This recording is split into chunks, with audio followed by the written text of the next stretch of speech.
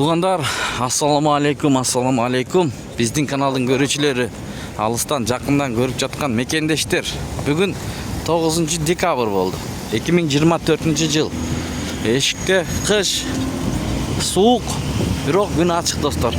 Сиздерге банктарды билип беребиз. Банктарда курс кандай болуп жатат? 2025 буюрса келет жакында. Каналга катталыңыздар, видеого лайк басканды унутпаңыздар, тугандар. Кеттик анда эмес. Эко Исламик банк мына рубль 85,5 алып 89 тыйындан сатат. Доллар 86,65 тыйын.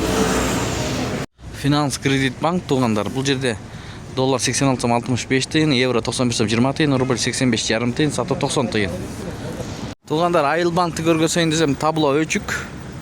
Жаңы жылдык жасалгалоо Айыл банк. Таблосы өчүк экен тугандар.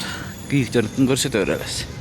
Банк бай түшүмдө доллар 86,70 тыйын, евро 91,20 тыйын, рубль 85,5 тыйын, сатуу 89 тыйын.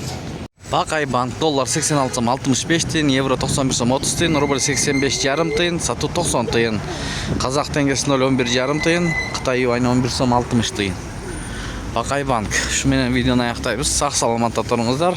Тапканыңыздарга береке берсин. Сиздер менен канал автору Данияр болду. Ой пикир, комментарий калтырыңыздар.